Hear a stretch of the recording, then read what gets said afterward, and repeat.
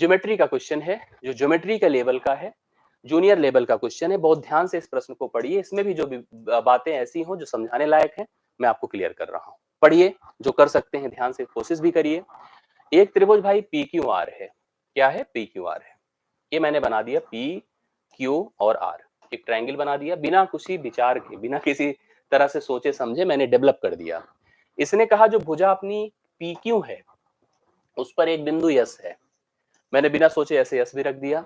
इस प्रकार स्थित है, ऐसा सिचुएटेड है कि आर एस, तो भाई आर एस को बनाना ही पड़ेगा। आर एस को बनाइए, ये है आर एस। अभी नहीं बना सही से, अब बन जाएगा। आर एस बना दिया। आर एस बराबर पी एस है, यह इसके बराबर है। आर एस बराबर क्या है? पी एस है, बराबर क्यू एस भी है, मतलब कुछ ऐसा नहीं, यह इसके भी बराबर है, मतलब आर एस पी एस और क्यू एस बराबर है। अब इसमें कुछ चीजें दी गई हैं, जैसे आप पढ़ लो। इसमें दिया है Q P R. Q P R कहां होगा पता है? क्यू पी आर मतलब यह क्यू पार पी आर होगा, जो कि 15 डिग्री दिया है। 15 डिग्री दिया है। आपसे पूछा क्या है तब? कोण 2 पी क्यू आर माइनस कोण P R Q, P R Q. ठीक, ये पूछा है आपसे। अब मेरी बात को समझिए, आपको कुछ बातें पता होनी चाहिए। आपने एक ट्रायंगल सुना होगा, पढ़ा होगा, जिसे कहते हैं आइसोसेलेस ट्रायंगल, समद्विबाहु त्रिभुज, पढ़ा है ना? समद्विबाहु त्रिभुज, आइसोसेलेस ट्रायंगल, इसे हिंदी में मैं यहाँ लिख दे रहा हूँ, हिंदी में और अंग्रेजी में भी जाने रहिए समद्विबाहु त्रिभुज के बारे में। अगर दो भुजाएं किसी त्रिभुज में बराबर है तो वह ट्रायंगल आइसोसेलेस है, आपका क्या है? समद्विबाहु है। जो समान भुजाएं होती हैं उसके विपरीत कोण भी बराबर होते हैं, ये तय है। यहाँ पर भी आपको दो त्रिभुजों में चीजें दिख रही हैं। एक ये त्रिभुज दिख रहा है, पी एस आर दिख रहा है, यह भुजा इसके बराबर है, बिल्कुल है। अब इनके विपरीत कोण सोचो, इनके विपरीत कोण अगर यह 15 है तो यह भी तय है 15 ही होगा। बोलिए सही है कि नहीं है? यस, 15 ही होगा, क्योंकि यह भुजा के बराबर, इसके विपरीत 15, तो इसके विपरीत भी 15। क्लियर? एक और बात मैं बता दूं कि त्रिभुज के तीनों अंतःकोणों का योग हमेशा 180 होता है। त्रिभुज का नियम होता है कि उनके सभी अंतःकोणों का जोड़ 180 होगा। यह 15 दोनों 30, यह कोण कितना होगा? 180 माइनस 30 कितना हो जाएगा? 150। कितना हो गया? 150। और एक बात बता दूं, अगर कभी कोई रेखा ऐसे बढ़ा दो, ऐसे बढ़ा देते हैं, अगर यहां पर अगर मान लो 40 डिग्री है, यह भी आपका 180 से घटकर मतलब एक लीनियर पेयर बनेगा, यह 140 हो जाएगा। मतलब यह कोण आपका अगर 150 है तो यह 30 हो जाएगा। हो गया 30, क्योंकि जुड़कर 180 होना चाहिए। दूसरी तरफ अगर यह 30 है और यह दोनों भुजाएं बराबर है, इन दोनों का जोड़ भी बराबर, इन दोनों का मान भी बराबर होगा। अब इनका मान होगा क्या? पहले तो 180 से 30 निकाल दे, 150 का आधा 75 होगा, और यह भी आपका 75 होगा। कंफर्म? अब जो आपसे पूछा है कर डालिए। क्या पूछा? सबसे पहले कोण 2 P Q R. P Q R कहां पर भाई? ये है, ये है ना, ये है पी क्यू आर। लिखिए 2 गुणे 75 कर दिया, माइनस कोण P R Q. P R Q कहां पर है? पी आर क्यू मतलब ये पूरा है पी आर क्यू, ये पूरा, इसका मान 75, इसका मान 15, तो कोण पी आर क्यू जो होगा वो 90 डिग्री होगा। 75 15 मिलके कितना? 90, माइनस 90 कर दीजिए।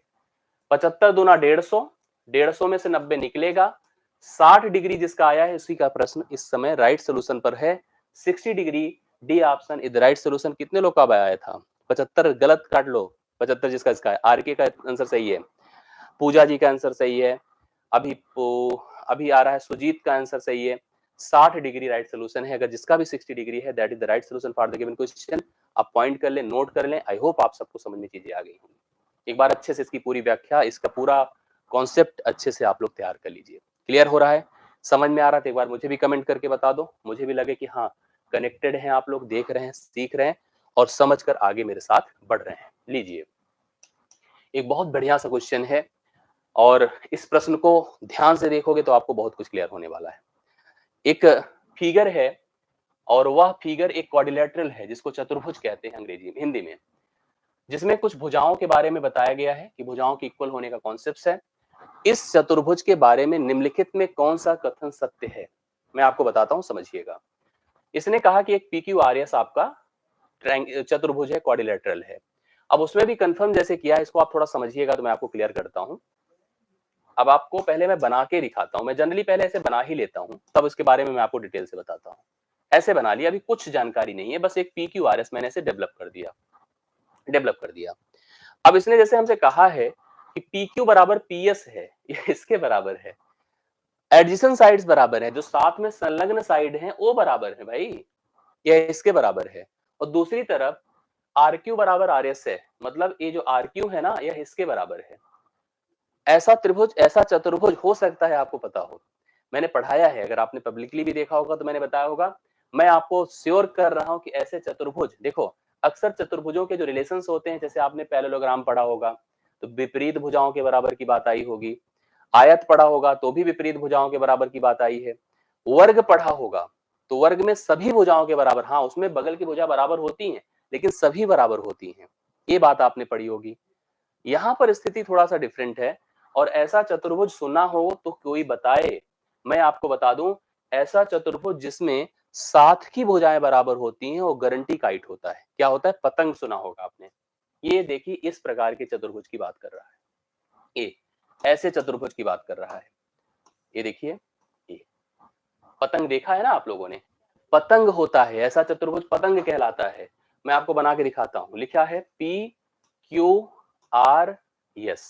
अब जिसको जिसको बराबर किया है उसको नोट करिए। जैसे इसने कहा PQ बराबर PS है, यह इसके बराबर है और यह इसके बराबर है। ऐसे फिगर को, ऐसे क्वाड्रिलेटरल को काइट कहते हैं। काइट की कुछ जानकारियां रखिए, पतंग कुछ जानकारियां समझिए कि क्या होती है। काइट के बारे में पहले कंफर्म हो गया कि इनके साथ के जो एडजेसेंट साइड्स होती हैं वो आपस में इक्वल होती हैं। इनके जो विकर्ण होते हैं, ये देखिए ये विकर्ण है और यह भी विकर्ण है, एक दूसरे को समकोण पर विभाजित करते हैं, परपेंडिकुलर बनाते हैं, अर्थात एक दूसरे को समकोण पर डिवाइड करते हैं। बाइसेक्टर नहीं होते, दो बराबर भागों में विभाजित नहीं करते हैं, लेकिन समकोण पर एक दूसरे को काटते हैं, एक कन्फर्म है। इनके कोण बराबर होते हैं, मैं आपको बता दूं, दो सर्वांग त्रिभुज होते हैं, या इसके बराबर होता है या इसके बराबर होता है, इसी प्रकार से यह इसके बराबर होता है या इसके बराबर होता है, ये सब तय हैं, हो जाते हैं बराबर। अब इसमें हमको जो कहा है विकर्ण बराबर होते हैं तो ये गलत है, विकर्ण तो नहीं बराबर होता। प्रत्येक विकर्ण प्रत्येक शीर्ष पर कोण को समद्विभाजित करते हैं, दो बराबर भागों में भी नहीं बांटते हैं, क्योंकि यह इसके बराबर नहीं होता है, यह इसके बराबर नहीं होता तो ये भी गलत है। जैसे आप ये सोचो कि ये इसको अलग मानिए, इसको अलग मानिए, ये इसके बराबर नहीं, बहुत यहाँ छोटा है, यहाँ पर बड़ा आपको दिख रहा होगा। इसके जो विकर्ण होते हैं परस्पर समद्विभाजित करते हैं, समद्विभाजित भी नहीं करते हैं, दो बराबर भाग थोड़ी बट रहा है। जैसे परस्पर समद्विभाजित करने का, चलो ए इसके बराबर तो है बट ए इसके बराबर नहीं है। देखो अगर यहाँ इंटरसेक्शन x पर हो रहा है तो px is not is equal to xr है।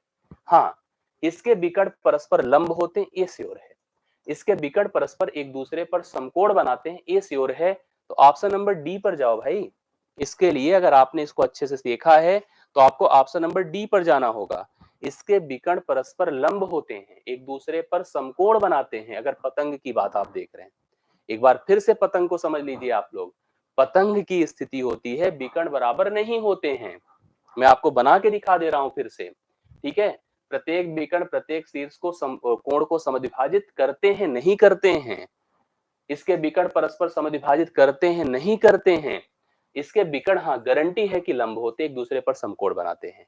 डी ऑप्शन इस प्रश्न का राइट सोल्यूशन है। अगर आपने डी लगाया है तो परफेक्ट सोल्यूशन है। आप एक बार फिर से विकर्ण की या पतंग की स्थिति समझ लीजिए, ये पतंग है, ये काइट है। काइट की स्थिति देखो, यह इसके बराबर है, यह इसके बराबर है, आपको खुद ही रियलाइज हो जाएगा। अगर विकर्ण की बात करो, यह विकर्ण है, यह विकर्ण है। अब ध्यान से देखिए, इसने इस कोण को बराबर बांट दिया, लेकिन क्या यहां बटा? ये कुछ और है, ये कुछ और है। हाँ, यह इसके बराबर होगा लेकिन यह इसके बराबर होगा, ये दोनों बराबर नहीं होंगे। क्या विकर्ण बराबर दिख रहे हैं? नहीं, विकर्ण यह इसके बराबर हुआ बट यह इसके बराबर नहीं है, ठीक है, नहीं है। तो विकर्ण, हाँ विकर्ण एक दूसरे पर समकोण बनाते हैं, समकोण पर लंब होते हैं, ये सत्य है। इसलिए इस प्रश्न के लिए डी ऑप्शन अगर आप जाओगे तो सही उत्तर होगा। डी ऑप्शन इस प्रश्न का राइट सोल्यूशन है। आई होप आपको समझ में आया होगा ना।